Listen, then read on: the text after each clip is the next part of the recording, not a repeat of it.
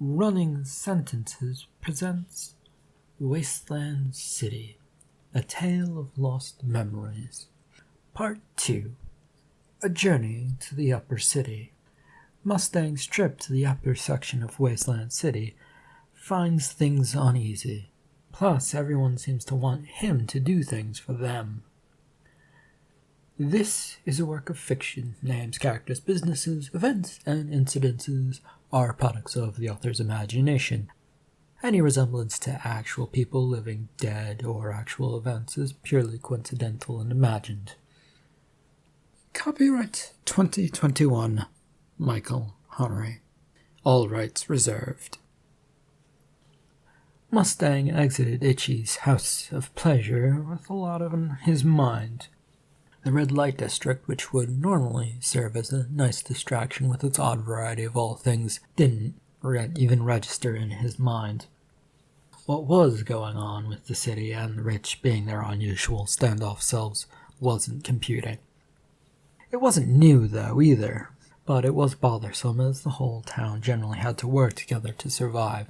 New illegal drugs, no matter how powerful, could certainly threaten to undermine what little peace that the whole city had found so far. Lost in those thoughts, he found his way through the red light district and out to the main road. Out on the main busy road, Mustang fought his way through the late morning crowds, going this way and that, and did his best to avoid the many carts going up and down the road that had been powered by both man and horse. The wall that separated the city grew closer and closer with each step until the white wall glistened and towered above him. A line had formed near the security booth passageway, and Mustang moved to join it. The line which he'd queued up in was moved at a decent pace as the guards rejected most of the people trying to cross for having bad passes or the guards simply deciding not to let the person through. Mustang dug his wallet out of his pocket so that he could get his ID and pass that would let him through at the gate out. The guard waved him up to the line, to which Mustang obliged by stepping over and handing over his pass and ID. They were snatched from his hand and looked over rather crudely, and everything on them was certified and should be good, but they did look rather poorly done. "You, Mustang?" "Yes, that's me." "What's your reason for crossing the wall?" "An investigation. 2, really, now that I think about it." "That's not a reason to cross over." "It's good enough for Mayor to smoke, and Sheriff Ugly to give that pass to me, though." "Yes, but it's got a terrible drawing on it that was supposed to look like you, but could have been made by anyone." Mustang rolled his eyes and looked around, hoping that either the mayor or the sheriff would helpfully pop up out of nowhere.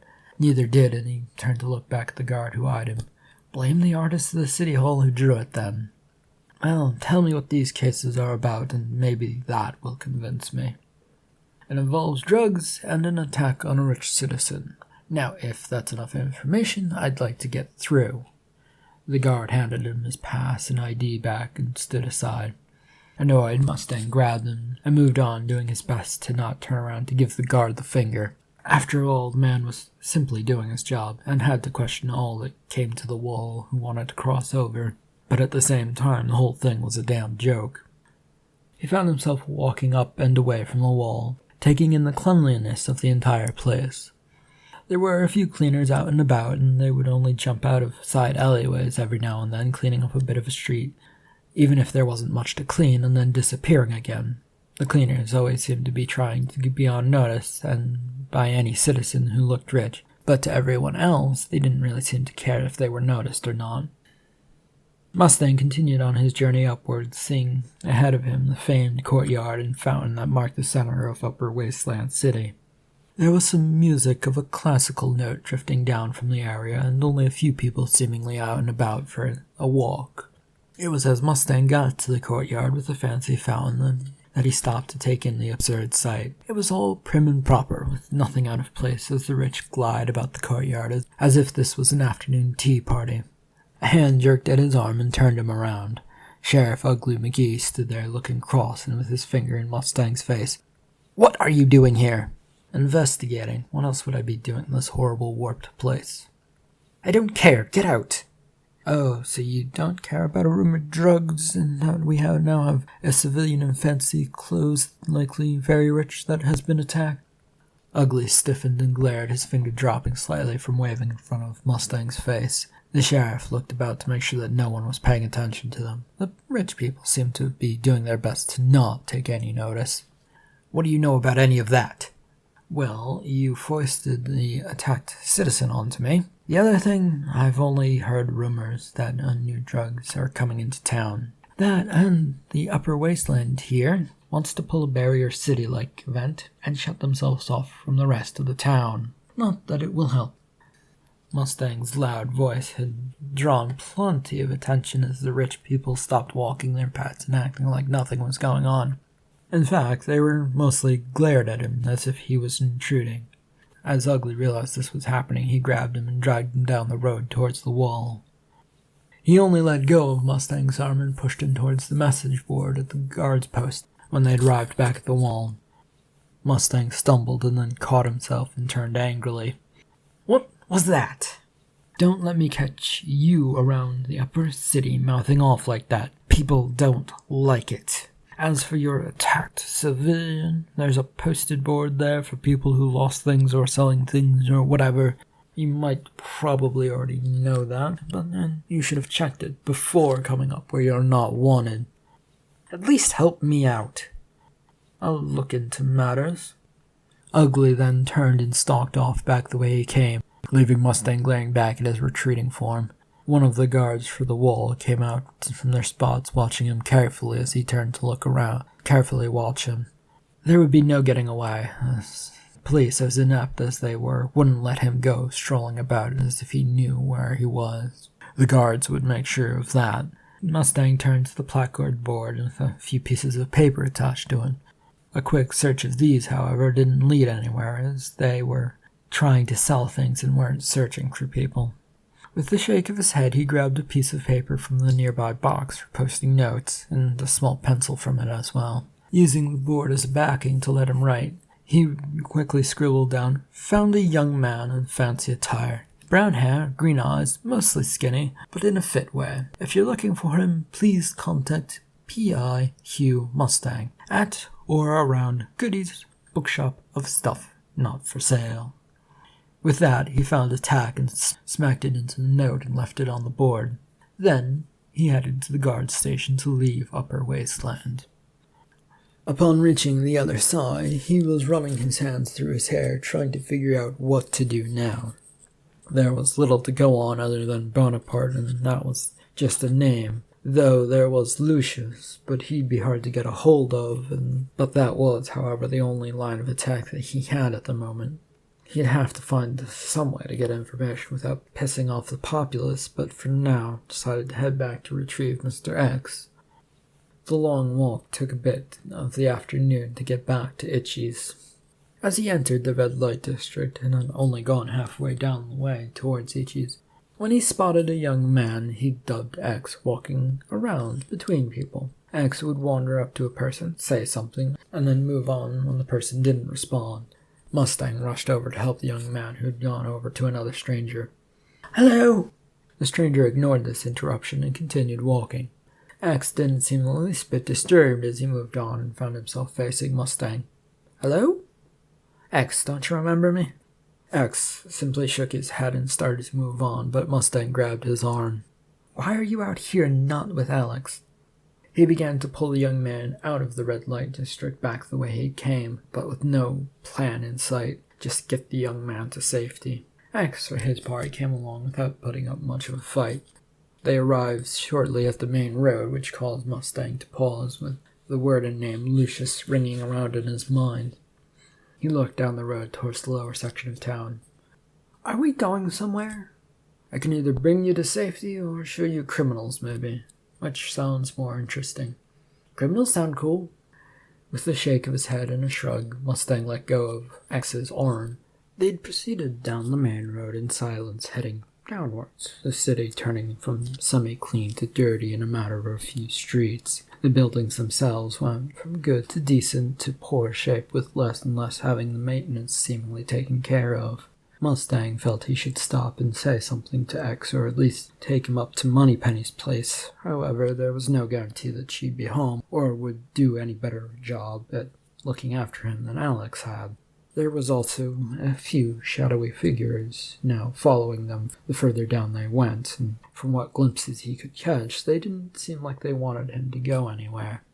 Mustang quickened his pace, with X following suit, but looking at him questioningly as to what was going on. Mustang slowed a little bit so that he was beside X, and whispered to his ear, "We have a few unfriendly friends who probably want to rob us." "Oh, friends, I know who those are. I know what those are."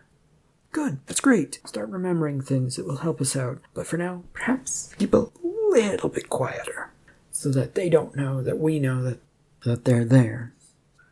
They continued on their path down the road, and the shadowy strangers never getting closer to them as they approached the bottom of the city.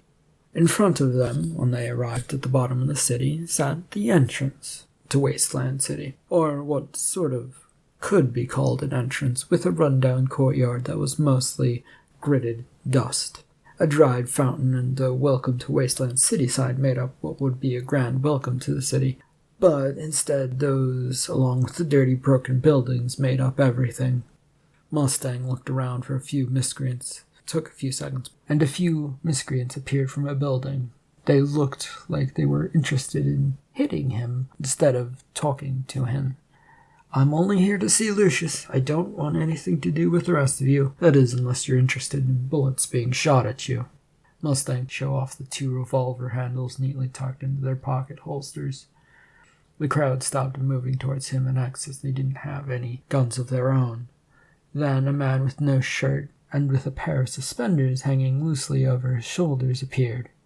It was a scarred figure that had seen plenty of days of knife and gunfights, and had somehow survived all of it. The man approached. "What do you want, Mustang?" "Lucius, I'm after some information about drugs." "And why should I help you after our last deal fucked me over?" "It did no such thing. You got the man who double-crossed you, and I got paid. It was a fair trade. I'm just looking for a little help and some information, nothing more." "After all the favors I've done for you, you're going to ask me to help?" "I've lost count of the favors I've done for you, and that you owe me." A crowd of scabbed-up Lower Wasteland City civilians had gathered and circled them. None of them looked like they wanted either of them there, and X, on the other hand, had mostly ignored the angry looks as he wandered over towards them, but he was caught by Mustang, who corralled him back towards Lucius. "Help me, and the sooner I will be out of your way. Also, I don't owe you any favors, which is probably why you can't remember or count them." "Have we accomplished what we set out to do, Mustang?" "No, X. We haven't even gotten close. Lucius here won't help us, and is about to watch the city tear itself apart and lose his business. Slowly, but surely." "Why?" "Yes, why would I do that?" "The upper city is acting out again because some newfangled drug. They want to cut themselves off, and most of the money you make would go goodbye if they accomplish this feat. I know you sell mostly to the upper city." "Fine, I'll look into things. Just get out of here and don't expect me to tell you what I've found." Lucius turned and headed back to the building he'd come out of. The crowd, having found out that there was not going to be a fight, broke up and mostly slipped away into the shadows, allowing Mustang to relax, but only just a little bit. "You know where to find me once you know some stuff. Please do tell me, Lucius." Lucius, however, had disappeared into the building. "Are we done here?" "Yes, we're done here now, X." And to which X's stomach gurgled in response, and Mustang's stomach followed suit. "And perhaps we should get a bite to eat on our way back." The duo turned and headed back up the mountainside road, which was now mostly clear of civilians, and not a single shadowy figure remained lurking as far as he could tell. X, to his surprise, took the lead and began to march up the road. The two walked up the main road, trudging along with a sort of aimlessness that bothered Mustang. The street still had much of the grime of the lower city, but there were still signs that it was just that smidgen cleaner than the lowest of the low roads. X was a few feet ahead of him, and Mustang moved to catch up to him. X, wait a second. In response, he turned and looked over his shoulder and slowed. Yes? What? Mustang pointed towards a nearby grungy building that had a sign declaring it to be a bar. However, the rest of the sign was faded and dirty, so that was the only thing that could be found out about it. We should stop for some food over there.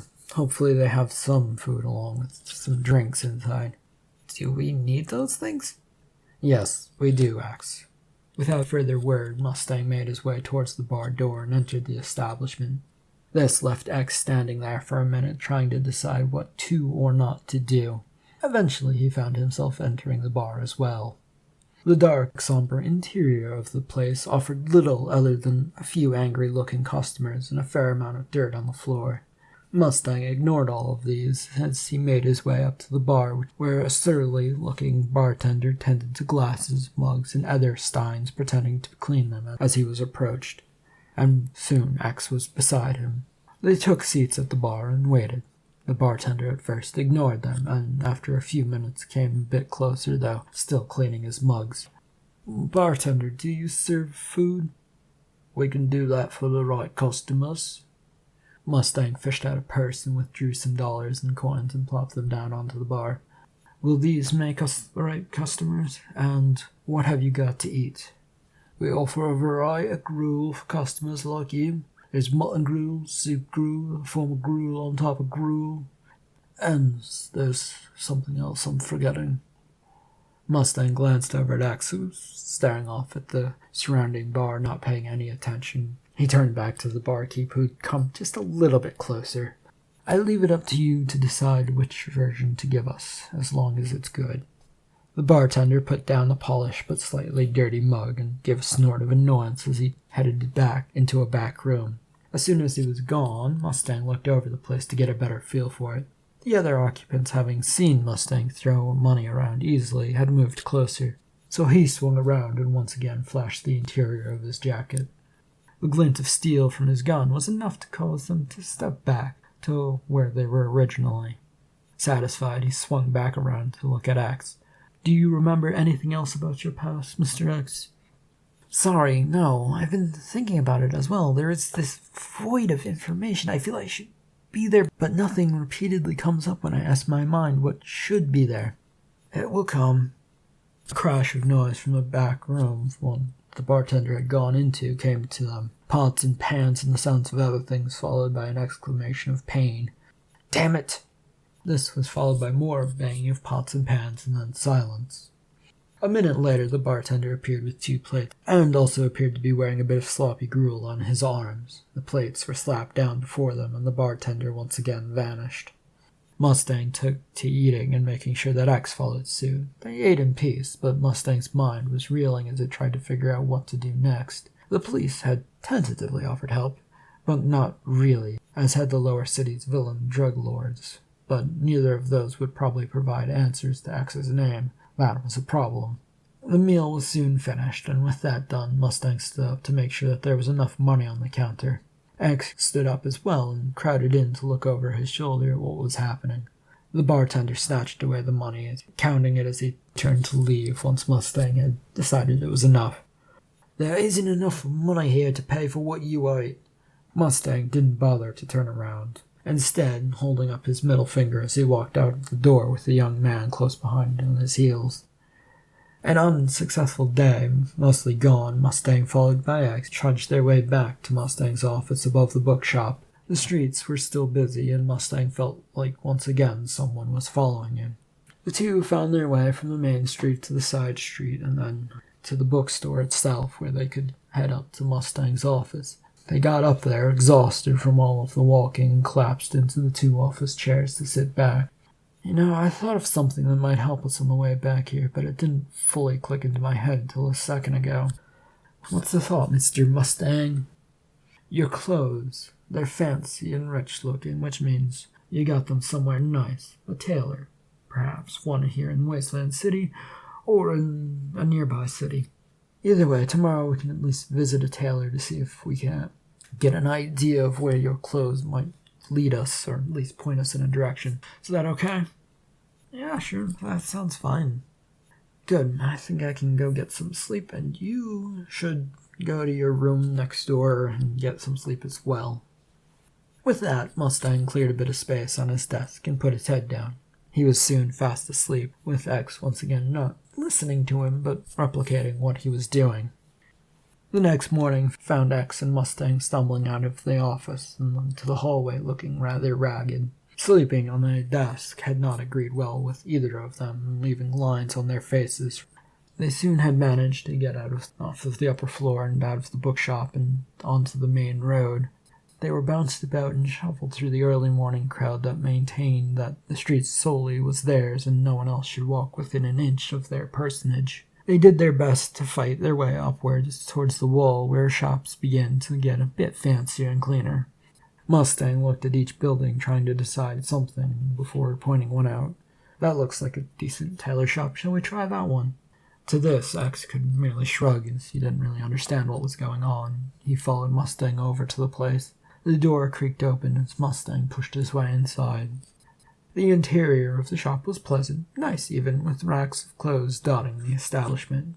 Fine clothing hanged from all sorts of angles around the place, and it gave the feeling of a well-oiled shop that could upsell anyone on anything. Two of the tailors hanging around a counter instantly jumped to action when the second Mustang and X came in, and they hurried over. Within a few steps, the workers had their measuring tapes out and were quick to begin their work. Yes, a nice-looking clothes on this one. This one doesn't have such nice things, but we can sort that out.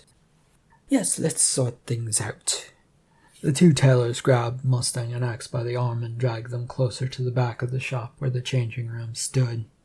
They continued to drag them to a cut-off area from the rest of the shop, but this cut-off area was merely a dressing screen, and the tailors were already busy trying to strip X of his clothes and had shoved Mustang off into a corner. Gentlemen, if you would please stop for a second. The two tailors did stop and looked over at him. Thank you. Yes, we do want some new clothes for the young man that you're currently stripping, but I'd also like to know about the clothes he has on. He's a client who has lost his memories, so if you could treat him a little more gently, please. Oh, well, we shall see what we can do. The two tailors returned to their work, taking off X's clothes and measuring him along the way. They soon had X down to his fancy underwear and were looking over his clothes. Oh, no. I'll go get something better. You deal with this man. Mustang and X looked on confused as the first tailor departed while the other looked over at Mustang. These clothes are terrible. What are you talking about? They're knockoff artists from the upper city. Get cheap clothes that look expensive and don't hold up more than a few days' usage. I believe this shop is called Rem's High Shop or something like that. Really a ghastly place. The tailor came over with X's shirt to show him that the stitching was wrong. Mustang did his best to pay attention, but it all flew past his head as the tailor grabbed a strand from the shirt and managed to unravel it. The other tailor returned with a variety of clothes piled in their arms, and X was soon dressed up in the usual clothes of middle Wasteland City. This was a decent pair of pants and a shirt that was hardy enough to take on most weather without melting away. Their job done, the tailors soon turned to Mustang, who turned to his purse before they could wrangle him into some new clothes as well. He paid them well for their work and gave them the address to send the rest of X's new clothes to, though he was grimacing slightly at doing that, knowing that Moneypenny would have a fit about clothes being dumped on her via delivery. But he'd deal with that later as he and the newly redressed X stepped out of the tailor's. When they emerged from the shop, Mustang looked out on the morning sun that had rapidly made its ascent from morning until late morning. Mustang glanced up at the wall closing off the upper section of town and decided not to press his luck either way. X, perhaps we should head back to the bookstore for now. I want to head off Moneypenny and any potential anger she has before we try Upper Wasteland. Is that okay? I guess. I don't know what any of that means. I've been following you around trying to think and doing little else. Right, sorry, let's just go. With that said, I proceeded quickly back down towards the bookshop. the crowded streets having thinned out and they were not so pushy, which helped them get along quickly. Bookshop soon came into view, and with its dirty, dusty exterior obscuring and trying to prevent anybody from coming in. Mustang, however, knocked on the front door and then tried the door handle. It wouldn't budge, and he pulled at it. It still wouldn't move. X joined him as they grappled at the door, which finally protested, and with a loud crack popped open. As they entered the shop, they found dust and gloom of a dark, cumbersome nature. In part, this came from the bookshelves, as they were mostly empty aside from dust, and a few odd ends of books that happened to be there. They find Moneypenny among the shelves with some odd books in her hands. She, however, does not look pleased to see them. "It took quite a while to get that door good and stuck. I hope you will figure out a way to put it back in its place."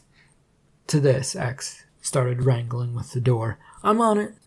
X, to the surprise of both of them, turned and began to play with the door, trying to figure out what he was supposed to be doing. He was doing his best to get it stuck again, however, it wasn't working at all, as he fumbled with closing the door and then opening it again. Mustang watched for a few seconds before he turned back to Moneypenny.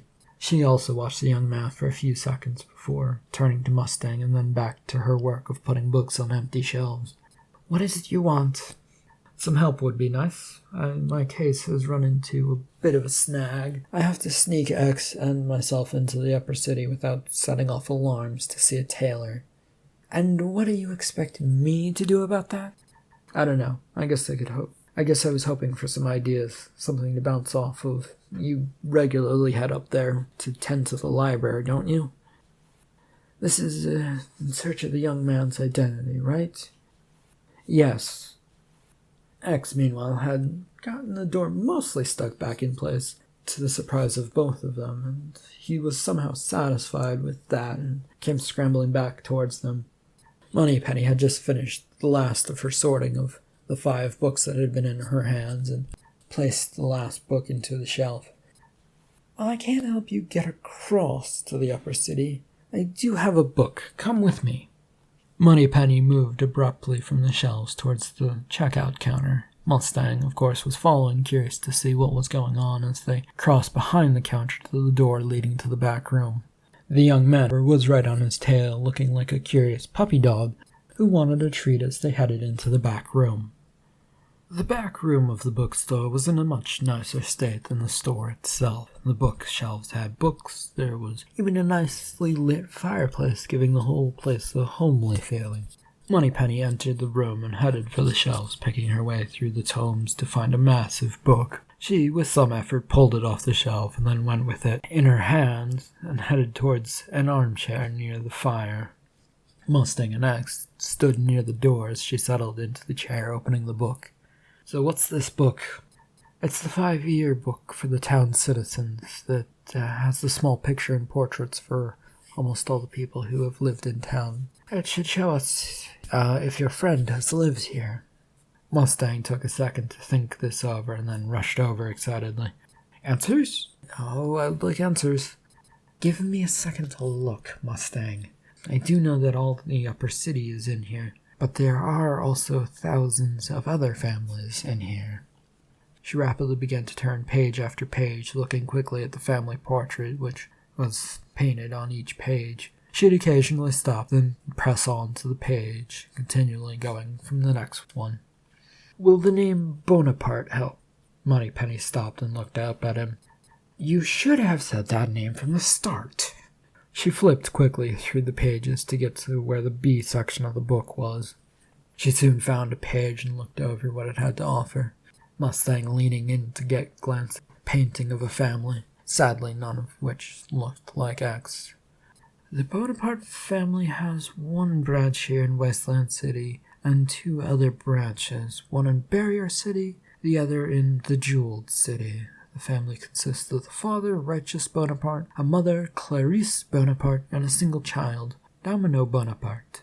The mother and child are deceased." Mustang and Moneypenny looked at X to see if this had any effect on him. The young man tips his head to the side to think, but this didn't change his expression, and he didn't seem to be connecting any dots. The name sounds familiar, but only the Bonaparte part. The rest just sounds like a bunch of gibberish thrown out as names. Great. So he might have family connection in the upper city, or he might not. And now I really have to get up there, but I can't do so without pissing off Ugly McGee and the police. Why don't you use Alex to get across? I'm sure she has her ways. You might be able to get her to dress you up as some of her prostitutes. Ah, that's it. Wait, what? Don't take me seriously, Mustang. Not the prostitute part, but how to sneak across. I still have some disguises tucked away upstairs and some forged papers from an old case. To the upstairs we go.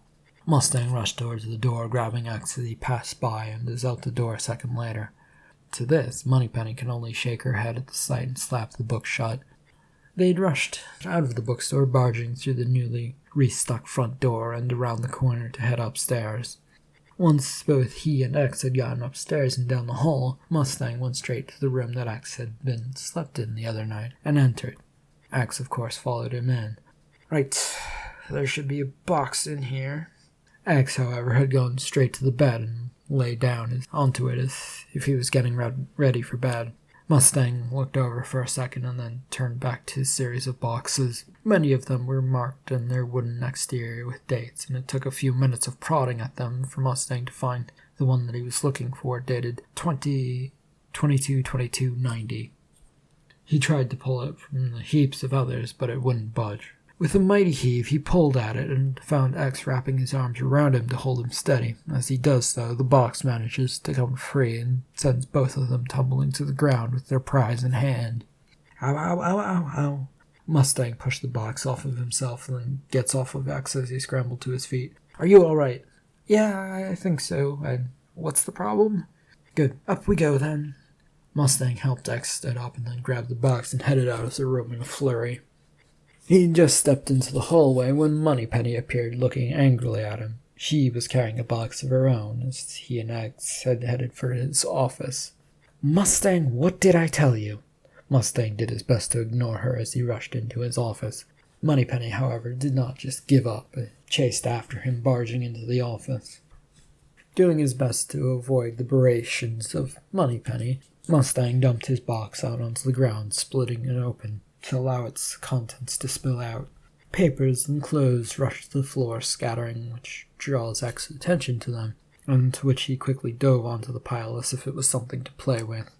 Mustang, happy to be free, finds a new box stuffed into his hands by Moneypenny. From the tailors. Oh, they did quick work. Moneypenny then grabbed a note from the hidden breast pocket and slapped it on top of the box. And this came from the mayor. What does he want?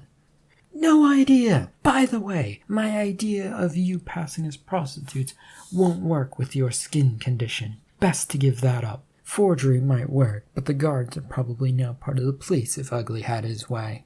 She turned and headed out of the office in a huff. Mustang was too engrossed in trying to see what the letter said, but it was enclosed, and he'd barely noticed that she was gone. So he set the box down and to see what good old Mayor de Smoke wanted. It was never a good sign to have a letter sent to one. Dear Mustang, it has come to my attention that the town is in somewhat of a crisis. I would like to come to the town hall to discuss matters privately. With a sigh, Mustang tossed the letter onto his desk so that he could rub his eyes to think. He found himself, however, distracted by the sight of X trying to put on a dress that looked a bit too wide for his lanky frame and resulted in a lot of poofy movement. Does this look good? It's a bit silly looking, but if you like it, wear it. No, I don't think I will. You look like you want to go somewhere. It's in your eyes, this look that you want to go far away from here. Or at least your thoughts are far away from here. I see it every time we go and move from one place to the next. Well, you're very observant. At the very least, part of your mind works as well, which is good. Just not the memory section. Oh well. Anyway. Do you want to go find out about the town hall and our beloved mayor that's not so beloved? Is it more interesting than what I'm wearing? Probably, but X had already pulled the dress half off before Mustang had even responded. "Let's go," with once again surprising Mustang by taking the lead and marching out of the office. The two took their time getting from the bookshop to the main road. It wasn't that it was busy, and there was a fair few people out and about. However, Mustang wasn't exactly looking forward to seeing the mayor, as Sheriff Ugly had probably already told on him, and the whole summons was probably a ruse to yell at him. So he dawdled across town, heading up towards the wall until they arrived at the major street that cut across by a few blocks away from the wall. Here, among the rushing crowds, they turned off. This road was busy. They kept dodging oncoming civil servants that flooded the streets for a few seconds, moving both ways, and then just as suddenly as they appeared, disappeared. It was this way that they worked their way down the road until they found themselves in front of a squat rectangular white building with more columns than it knew what to do with. "All hail the silly town hall." "What?" "It is a silly place. Stick close to me." Mustang climbed the stairs of the building, doing his best to dodge the oncoming and outgoing civil servants, all of them who seemed rather busy trying to be someplace other than where they were. They fought their way up and inside.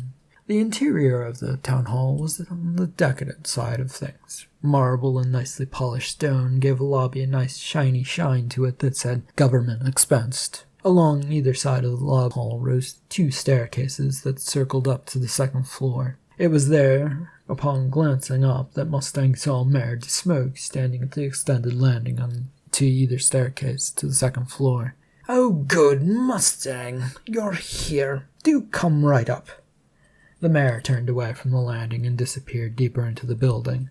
Mustang and X both moved over to the stairs to climb up so that they could see what it was that awaited them on the second floor. Up on top of the landing, they found scattered rose petals on the ground. The sight was preposterous, but at the same time Mustang knew the mayor's tendency towards the overindulgent. They followed the trail of roses off of the landing towards the office of the mayor, which took up pretty much the entirety of the second floor. The further they stepped into, the sillier the place seemed to be, with the rich look undercut by the frugality of government spending. The mayor had taken up his position of sitting behind his desk, glowering over his clasped hands. "Mustang, get in here already, and who is that with you?" Mustang shuffled his way in and pointed to X with his thumb as they came up to the desk. "This is X. He's part of the case I'm working on. So, if you have something you want looked into, you'll have to have your cops do it." "Oh, that's the man Ugly told me about, I see." Mustang winced at the mention of Ugly Mickey and then forced a smile. "What is it you wanted to see me about?" "Oh, yes, about that. I was hoping to have you do some small research for me in the upper city. It involves a new person, a Corsair Bonaparte, who comes from another town. He's rumored to be pushing drugs, and I wanted someone out of the loop, in the loop, looking around." Mustang glanced over at X, who once again cocked his head to the side, trying to decipher what it meant to him. "What exactly are you looking for me to do?" "Find him and turn him over to the sheriff, of course. No questions asked, just a grab-and-go job. Do you want it?" "Only on one condition, that my friend here gets a pass to allow him to the upper city. Will that be a problem?" "No, I don't think that will be okay." End of part 2. Thank you for listening.